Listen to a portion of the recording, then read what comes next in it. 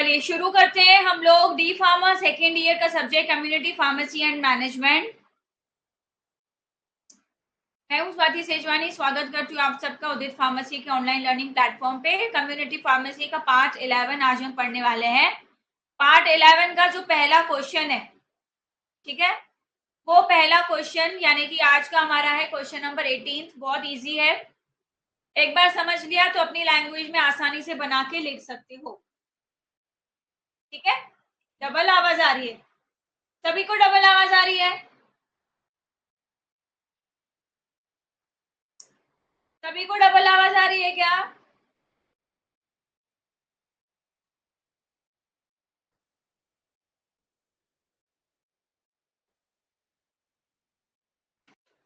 किस चैप्टर का क्वेश्चन है?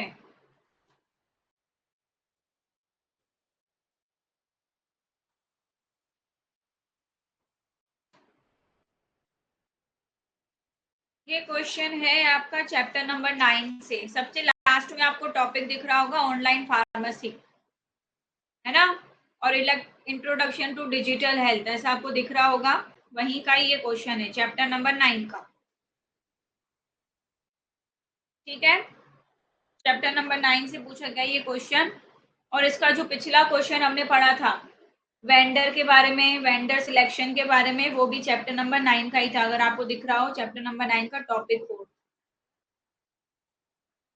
ठीक है, चलिए क्वेश्चन है हमारा, right a detail note on electronic health record. इसको शॉर्ट में कहा जाता है EHR, electronic health record and online pharmacy. दो टॉपिक पूछे गए हैं। ठीक है, पहला पूछा गया है कि इलेक्ट्रॉनिक हेल्थ रिकॉर्ड क्या होता है, दूसरा आपसे पूछा गया है कि ऑनलाइन फार्मेसी क्या होती है। तो इलेक्ट्रॉनिक हेल्थ रिकॉर्ड से पहले आपको पहले पता होना चाहिए कि हेल्थ रिकॉर्ड क्या होता है। ठीक है, इलेक्ट्रॉनिक तो हम आसानी से पढ़ लेंगे, लेकिन आपको पहले पता होना चाहिए कि हेल्थ रिकॉर्ड क्या होता है, और फिर उससे पहले पता होना चाहिए कि रिकॉर्ड क्या होता है। रिकॉर्ड का मतलब होता है कोई भी डाटा, ठीक है, जिसको कि हम संजो के रखते हैं कि हाँ वो चेक होगा या वो डाटा कभी हमको काम आएगा। जैसे आपके कॉलेजेस में या स्कूल में होता है तो वो प्रैक्टिकल रिकॉर्ड होता है।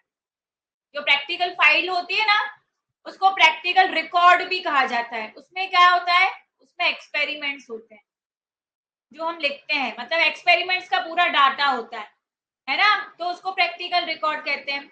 इसी तरह से जो हेल्थ रिकॉर्ड होता है उसमें पेशेंट का डाटा होता है। यानी पेशेंट का डाटा मतलब पेशेंट की हेल्थ का डाटा होता है ना, कि पेशेंट को क्या बीमारी है, पूरी डिटेल, पेशेंट की क्या मेडिसिन चल रही है, पेशेंट पहले क्या मेडिसिन लेता था, पास्ट मेडिसिन। तो इन सब का जो पूरा रिकॉर्ड होता है, पूरा डाटा होता है, उसको हेल्थ रिकॉर्ड कहा जाता है। आजकल क्या हो गया है, आजकल हेल्थ रिकॉर्ड्स और हर एक चीज इलेक्ट्रॉनिक लेवल पे होने लगी है ना। आजकल लोगों के पास समय की बहुत कमी है, तो आजकल चीजें क्या होने लगी है, इलेक्ट्रॉनिक फॉर्म में होने लगी है। और यही जो हेल्थ रिकॉर्ड है ना, ये इलेक्ट्रॉन फॉर्म में आने लगे हैं। तो इसी को ही हम कहते हैं इलेक्ट्रॉनिक हेल्थ रिकॉर्ड, यानी कि इलेक्ट्रॉनिक या सॉफ्ट फॉर्म में जब हम हेल्थ रिकॉर्ड्स को रखते हैं पेशेंट्स के, उसको कहा जाता है इलेक्ट्रॉनिक हेल्थ रिकॉर्ड। ठीक है, यही आपको यहाँ पे लिखना है आंसर में कि इलेक्ट्रॉनिक हेल्थ रिकॉर्ड और ऑनलाइन फार्मेसी पर विस्तार से नोट लिखिए, है ना। तो इलेक्ट्रॉनिक हेल्थ रिकॉर्ड, जिसको हम EHR कहते हैं, electronic health record is the digital version of patient medical history. Electronic health record एक तरह का डिजिटल वर्जन होता है। इलेक्ट्रॉनिक आ गया मतलब डिजिटल आ गया। डिजिटल वर्जन होता है किसका, पेशेंट की मेडिकल हिस्ट्री का, यानी जिसमें पेशेंट की मेडिकल सारी जानकारी रहती है। ठीक है, maintained by health care providers. इसको कौन मेंटेन करता है, हेल्थ केयर प्रोवाइडर्स मेंटेन करते हैं। अब आप मुझे कमेंट बॉक्स में बताइए कि हेल्थ केयर प्रोवाइडर्स कौन होते हैं। टिंकू ये सिलेबस में है, चैप्टर 9 में देखो, लास्ट टॉपिक दिखेगा, वहां से पूछा गया है ये। इंट्रोडक्शन टू डिजिटल हेल्थ, उसके अंदर आता है ये इलेक्ट्रॉनिक हेल्थ रिकॉर्ड। बताइए, ये जो हेल्थ केयर प्रोवाइडर्स हैं इसमें कौन कौन आएंगे? मैं बहुत बार आपको बता चुकी हूँ। यस, डॉक्टर, फार्मासिस्ट और नर्सेस, नर्सेस भी आएंगी। ठीक है, तो ये जो इलेक्ट्रॉनिक हेल्थ रिकॉर्ड है ये किसके द्वारा मेंटेन किया जाता है? ये हेल्थ केयर प्रोवाइडर्स द्वारा मेंटेन किया जाता है। क्यों मेंटेन किया जाता है? To improve efficiency and patient care, ताकि पेशेंट की केयर और हम ज्यादा अच्छी तरीके से करें। ठीक है, इसके लिए किया गया है। अब इसमें क्या क्या होता है? इट इंक्लूड्स डिटेल्स, इसमें कई सारी डिटेल्स होती हैं, जैसे डिजीज का डायग्नोसिस कब हुआ, कैसे हुआ, पेशेंट कौन कौन सी मेडिकेशंस ले रहा है, पूर्व में कौन सी दवाई ली है, आगे का क्या ट्रीटमेंट प्लान है, क्या क्या इम्यूनाइजेशन यानी कि टीके कौन कौन से लेने हैं, कौन कौन से टीके पेशेंट ले चुका है, इन सब का रिकॉर्ड रखना पड़ता है।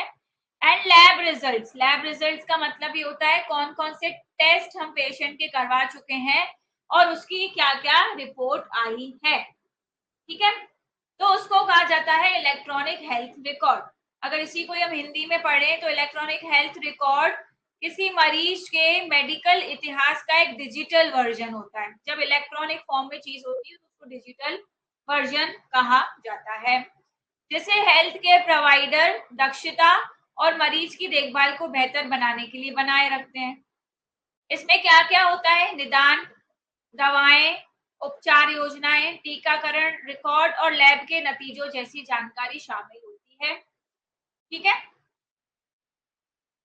अब इलेक्ट्रॉनिक हेल्थ रिकॉर्ड्स के की फीचर्स क्या होते हैं, क्या क्या मुख्य विशेषताएं होती हैं? सबसे पहला, जब हम इलेक्ट्रॉनिक फॉर्म में हेल्थ रिकॉर्ड को रखने लगते हैं तो पेशेंट का डाटा सेंट्रलाइज्ड हो जाता है। सेंट्रलाइज्ड मतलब एक जगह पे इकट्ठा हो जाता है। अगर आपने पेन पेपर पे लिखा है तो पेपर कभी भी गुम सकता है ना, या फिर हो सकता है टाइम पे आपको ना मिले। लेकिन इलेक्ट्रॉनिक हेल्थ रिकॉर्ड से क्या होता है? It allows health care providers to access patient records any time, improving coordination. इससे क्या होता है? जब भी आपको पेशेंट का रिकॉर्ड ढूंढना होता है आपको किसी भी समय वो रिकॉर्ड मिल जाता है, जिससे कि कोऑर्डिनेशन में दिक्कत नहीं आती है, कोऑर्डिनेशन इम्प्रूव हो जाता है ना। इसीलिए कहा गया है कि इसका जो मेन फीचर है वो यही है कि सेंट्रलाइज मरीज डाटा होता है। हेल्थ केयर प्रोवाइडर्स मरीजों के रिकॉर्ड को कभी भी एक्सेस करने की सुविधा मिलती है, जिससे कोऑर्डिनेशन और बेहतर हो जाता है।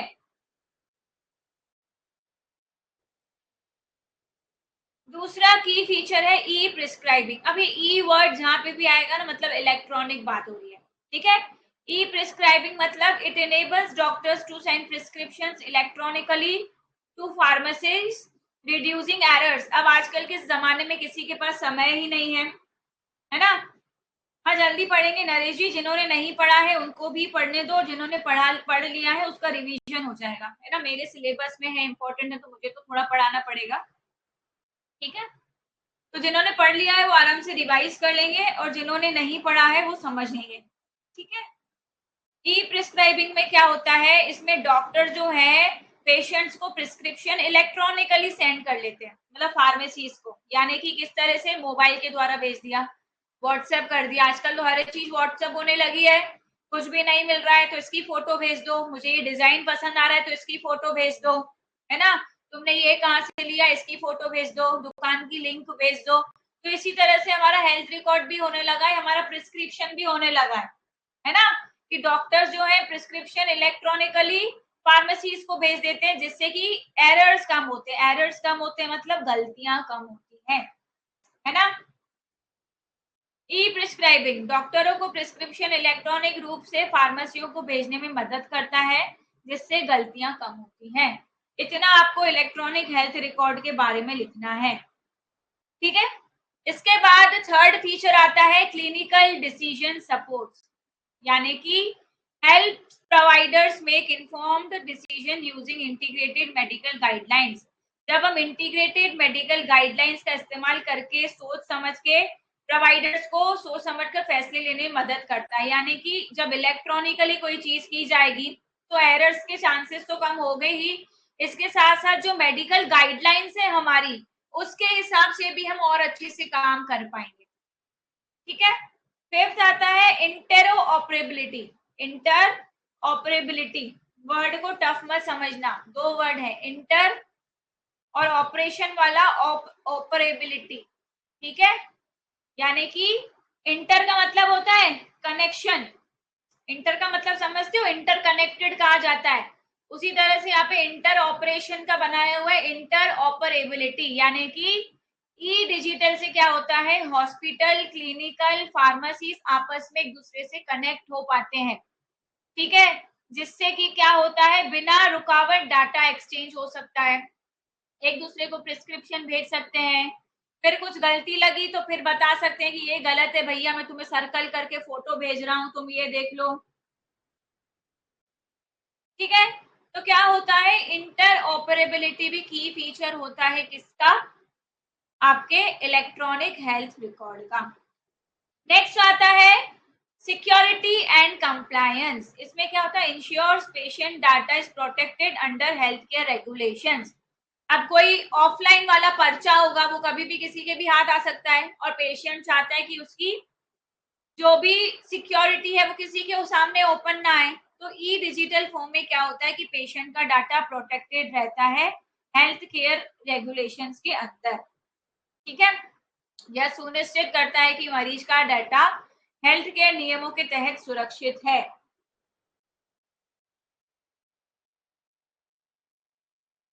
इतना आपको लिखना है इलेक्ट्रॉनिक हेल्थ रिकॉर्ड्स के बारे में। नेक्स्ट क्वेश्चन इसमें क्या पूछा गया है, नेक्स्ट क्वेश्चन इसमें से पूछा गया है ऑनलाइन फार्मेसीज।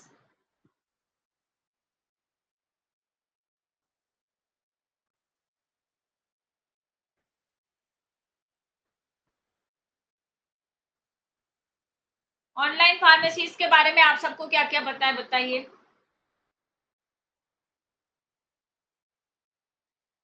ऑनलाइन फार्मेसी के बारे में आपको क्या क्या पता है, जैसे कि कोई अगर एग्जांपल देना चाहो तो क्या दोगे ऑनलाइन फार्मेसी के बारे में,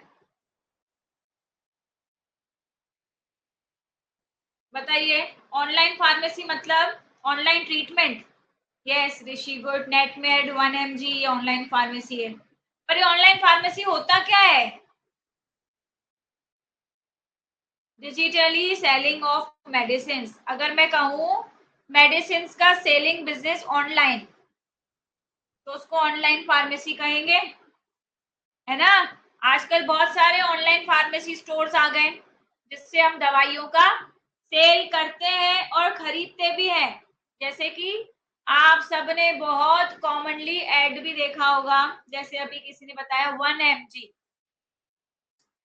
सारी दवाइयां यहाँ पे अवेलेबल रहती हैं। कई बार तो ये लोग ऑफर लगाते हैं, और आजकल तो टीवी में भी इतने सारे ऐड आ रहे हैं कि 50% ऑफ मिलेगा अगर आप हमारे यहाँ से मेडिसिन करोगे। 1mg के साथ साथ नेक्स्ट आपने नेटमेड्स देखा होगा, और आजकल एक नया आया है ट्रू मैक्स, ये भी देखा होगा, है ना। यानी कि ऑनलाइन जब हम फार्मेसी की बात करें, फार्मेसी मतलब हमारी दवाइयाँ, तो जो ऑनलाइन हम दवाइयों की बिक्री कर रहे हैं, ऑनलाइन हम दवाइयों का बिजनेस कर रहे हैं, उसको कहा जाता है ऑनलाइन फार्मेसी। ठीक है, यही इनको इस आंसर में लिखना है। ये देखो online pharmacy, online pharmacy is a digital platform. Online pharmacy क्या होता है, एक डिजिटल प्लेटफॉर्म होता है that allows patients to order medications and health care products remotely. इससे क्या होता है, जो पेशेंट हैं सारी दवाइयाँ, सारे प्रोडक्ट्स ऑर्डर कर सकते हैं रिमोटली। रिमोटली का मतलब घर बैठे कहीं पे भी, जहां पे उनके पास हाथ में मोबाइल है, नेटवर्क है, वहीं से, उसको कहा जाता है रिमोटली।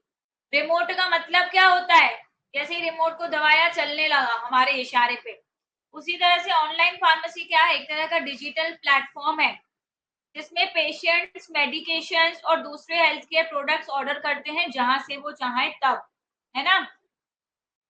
इट प्रोवाइड्स कन्वीनियंस, इससे क्या होता है, पेशेंट्स को आराम मिलता है, सुविधा मिलती है ना। एक्सेसिबिलिटी, कहीं भी पहुंच सकते हैं। अगर स्टोर ऑनलाइन का दिल्ली में है तो मैं दिल्ली से दवाइयां यहाँ मंगा सकती हूँ। जैसे तुम लोग उदित फार्मेसी की बुक्स ऑर्डर कर सकते हो कहीं से भी, जिसको रिमोट कहा जाता है ना। कॉस्ट इफेक्टिव सॉल्यूशन हमको मिलते हैं, कई बार ऐसी चीजों पे बहुत ऑफर चल रहा होता है, कहीं पे 50% ऑफ, कहीं पे 60% ऑफ। तो जब हम ये मेडिसिन खरीदते हैं तो हमें सुख सुविधा मिलती है, हम आप दूर दूर से पहुंच भी होती है, मतलब दूर दूर से भी सामान मंगा सकते हैं, हमें कॉस्ट इफेक्टिव सॉल्यूशंस मिलते हैं। तो ये ऑनलाइन फार्मेसी एक डिजिटल प्लेटफॉर्म है जो मरीजों को दूर से दवाएं और हेल्थ केयर प्रोडक्ट ऑर्डर करने की सुविधा देता है। यह दवाएं खरीदने के लिए सुविधा, पहुंच और किफायती समाधान प्रदान करता है। ठीक है, अब इसकी क्या की फीचर्स हैं ऑनलाइन फार्मेसी के। अब ऑनलाइन फार्मेसी की ये एक जरूरी चीज है कि ई प्रिस्क्रिप्शन होना चाहिए, मतलब patient can upload prescriptions and receive medications without visiting a physical store। बिना मेडिकल स्टोर पे जाए आपको क्या करना है, अपना प्रिस्क्रिप्शन अपलोड कर देना है और आपके पास वो दवाइयां आ जाएंगी। कई सारी दवाइयां बिना प्रिस्क्रिप्शन के भी आ जाती हैं, लेकिन बहुत सारी दवाइयां ऐसी होती हैं जो बिना प्रिस्क्रिप्शन के सेल नहीं होती हैं, जो कि हमने पढ़ी हुई हैं। ठीक है, तो जो बिना प्रिस्क्रिप्शन वाली दवाइयां नहीं होती हैं उसमें आपको प्रिस्क्रिप्शन को अपलोड करना होता है। जैसे ही आप प्रिस्क्रिप्शन को अपलोड करते हो, आप बिना स्टोर पे जाए दवाई आपके पास आ सकती है। ठीक है, ये नेटमेड, 1mg, ट्रूमेड, ये सब तो हमने पढ़ा, लेकिन आजकल क्या हो गए हैं कि मेडिकल वाले ऐसे हो गए हैं जिन्होंने अपने यहाँ लिख के रखा है फ्री होम डिलीवरी अवेलेबल है ना। आप उनको फोन करो कि भैया हमें ये दवाई चाहिए। वैसे तो वो टेली कम्युनिकेशन हो गया, फोन के द्वारा हुआ, ऑनलाइन फार्मेसीज में नहीं आता है। ऑनलाइन फार्मेसीज में वही आता है जिनकी वेबसाइट वगैरह होती है, जिसको आप ऑर्डर करते हो और वो आती हैं दवाइयाँ। लेकिन आजकल दवाइयों का बिजनेस भी ऐसा हो गया है कि जनरल स्टोर पे पहले तो ओटीसी मेडिसिन मिलती थी, लेकिन आजकल जो मेडिकल वाले हैं उन्होंने अपना और बिजनेस चलाने के लिए वो कहते हैं कि हम आपको फ्री डिलीवरी भी देंगे। 200 के अंदर ऑर्डर करोगे तो फ्री डिलीवरी देंगे, इतने किलोमीटर के अंदर दोगे तो हम फ्री डिलीवरी देंगे।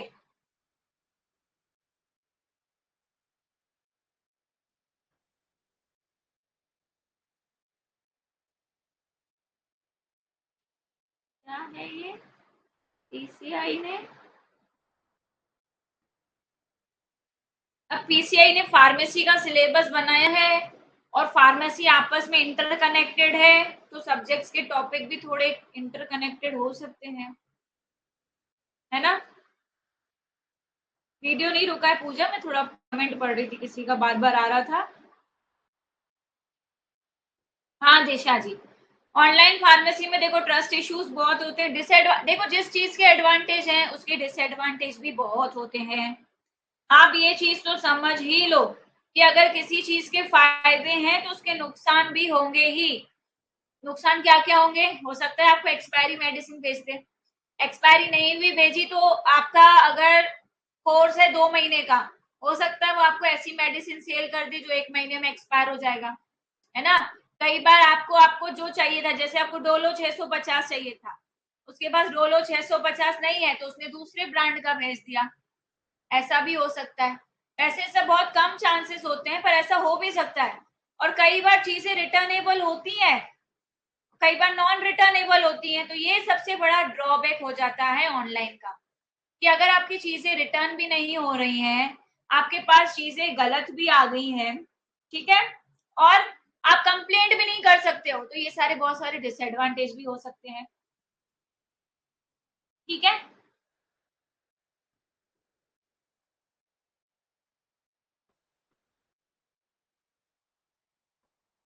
अच्छी बात है ना। सब अगर एक जैसा लग रहा है आप लोगों को और सब एक जैसा ही है तो एक सब्जेक्ट का टॉपिक पढ़ लो, हर सब्जेक्ट में लिखा ना।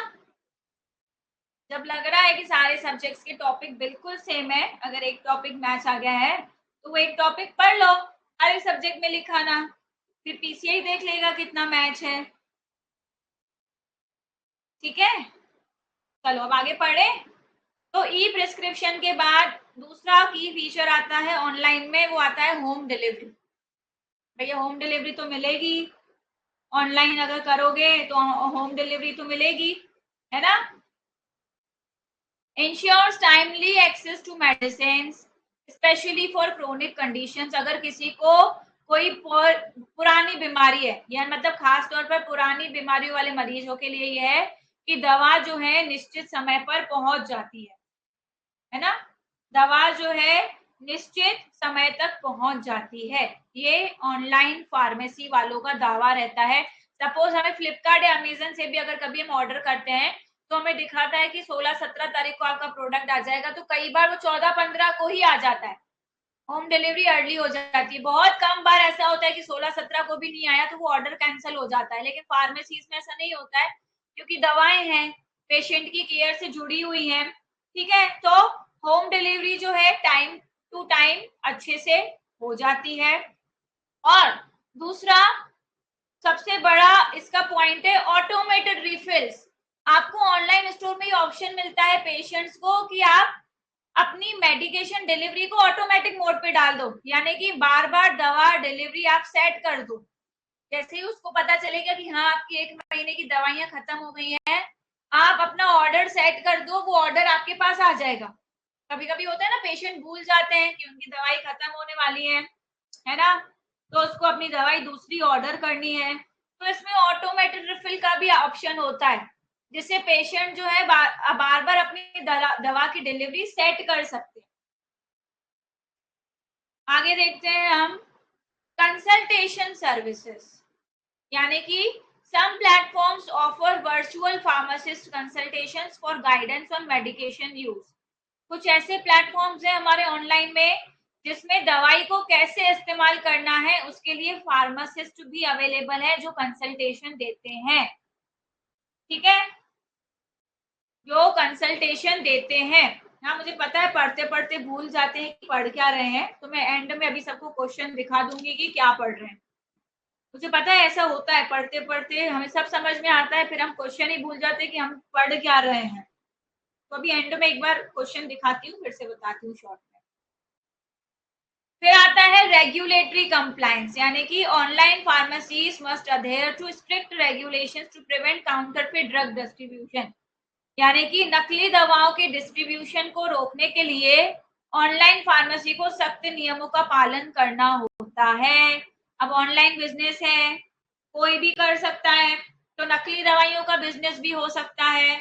तो ये नकली दवाइयों का बिजनेस ना हो, नकली दवाइयों को डिस्ट्रीब्यूशन को रोकने के लिए ऑनलाइन फार्मेसी सख्त नियमों का पालन करता है, सारी गाइडलाइंस के हिसाब से चलना पड़ता है। ठीक है, हमारा क्वेश्चन था ये। हमारे क्वेश्चन में दो चीजें पूछी गई थी। हमारे क्वेश्चन में पूछा गया था जो कि किसी और के सिलेबस का था, पर फिर भी हमने पढ़ लिया क्योंकि हमारे भी सिलेबस में है। ठीक है, तो हमारा क्वेश्चन था इलेक्ट्रॉनिक हेल्थ रिकॉर्ड्स के बारे में, और दूसरा था हमारा ऑनलाइन फार्मेसी के बारे में। और मुझे पता है कि जिनको समझ में आ गया होगा वो बिल्कुल अपनी लैंग्वेज में बना के लिख के आएंगे, क्योंकि दोनों चीजें बहुत ही इजी है ना, बहुत ही इजी है। आई होप पढ़ लेंगे। वैसे तो पढ़ ही चुके, वैसे तो पढ़ ही चुके हो पिछले दूसरे सब्जेक्ट्स में, पर यहाँ पे भी पढ़ लिया, बढ़िया रिवाइज हो गया, है ना। बिल्कुल आसान है, इसको तो बिल्कुल अपनी लैंग्वेज में लिख सकते हो यार। देखो, जिस चीज को टफ समझोगे और टफ लगेगी, इजी समझ के पढ़ोगे तो आराम से हो जाएगी। ठीक है, ऐसे बोलते हैं ना, जैसा सोचोगे वैसा होगा।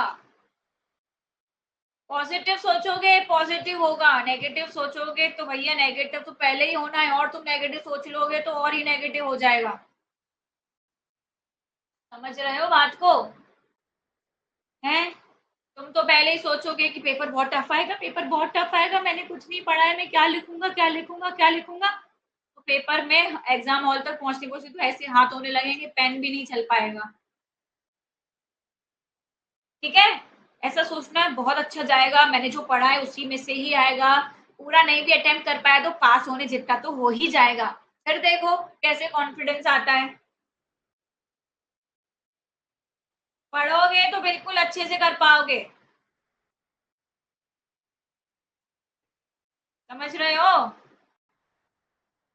समझदार तो तुम लोग हो ही यार, कर लोगे। एमसीक्यू पढ़ा रहे हैं, बस 2 क्वेश्चन इसमें बाकी हैं, 2 ही बाकी है ना। कौन सा पढ़ा हमने? 17th पढ़ा, 18th पढ़ा, बस 2 क्वेश्चन इसके बाकी है, फिर हमें टॉप 50 और एमसीक्यूज ही करने हैं। चिंता मत करो, हो जाएगा। ठीक है, चलो मिलते हैं कल अपन 1 बजे। कौन सी क्लास में? फार्मेसी लॉ एंड एथिक्स वाली क्लास में।